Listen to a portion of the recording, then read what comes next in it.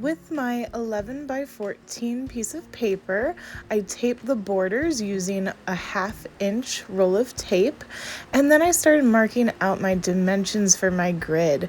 Going across horizontally, it was just over 1.7 inches, and then going vertically, it was exactly 2 inches going across.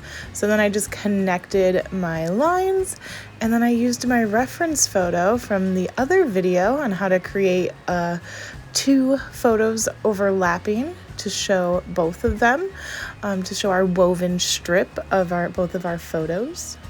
And I'm sketching out the entire thing, not only the parts that will be drawn in graphite, but also the parts that will be drawn in color pencil. And I'm using the grid to make sure my dimensions are all accurate, that everything is lining up exactly where it should be. After I have both photos completely sketched out, then I can go back in and start adding my values. Now, because I'm right-handed, I like to work from the top left of my paper down to the bottom right. If you are left-handed, I kind of recommend the opposite, the top right down to the bottom left. This way, when you're working, you're not smearing your work as you're going. Also, when I am adding value, I'm building up my value gradually. Remember that we draw light until it's right. We always want to make sure that we have everything placed properly before we get too dark, just in case that you have to alter anything. Here you can see that I'm adding the values. I'm making sure that I'm looking at my reference photo while I'm drawing. I'm placing all the darker values first, and I'm actually using my Q-tips too to act as a tortillon to help me blend.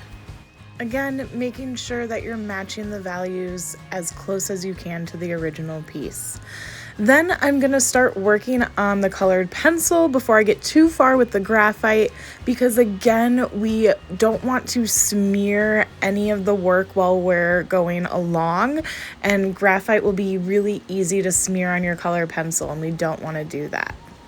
So before I actually start my colored pencil, I actually have my mini sketchbook next to me where I can plan out colors. So I tested a lot of the different variations of purple and darker blues that I had, and then I did some practice blending in my mini sketchbook.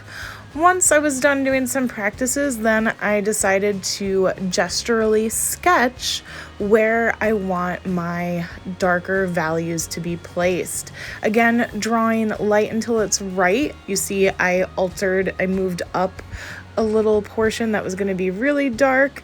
And then once I felt like my values were placed accurately, then I started applying more pressure and also different variations of blue, lighter blue, and then white to help act as a blender. I do this for all the areas that I draw in colored pencil.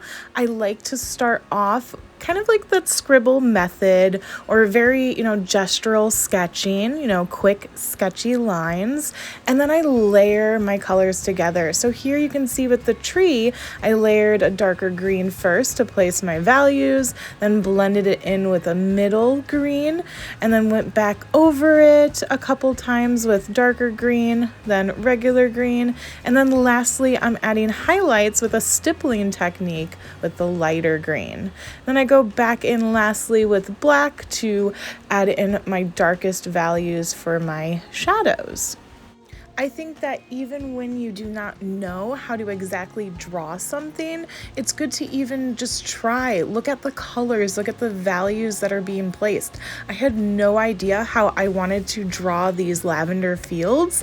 However, I knew that I wanted to try it. It was something challenging for me. I don't always draw landscapes, so I kind of just started layering colors where I can see the different values, and then I started adding textures, and I just kept layering and layering until it started to look like various lavender fields. I was actually pretty happy with the outcome, but here again, you can just see me layering a lot of vertical lines to give it the appearance like they are stalks of lavender. And again, going in with shadows and highlights to really accentuate all of the different things going on in your pieces. Okay, so again, if you don't know necessarily how to draw something, the best way to start is just looking what you see and trying to draw what you see. We're training that hand-eye connection to your brain. Here again, I'm just blending. I'm adding in the rays from the sun because my photo in graphite is an underwater scene. I'm using my Q-tip to act as a tortillon to help me blend. Here is how my piece turned out. You can see which photos in graphite and which photos in colored pencil. Can't wait to see how your woven strip project turns out.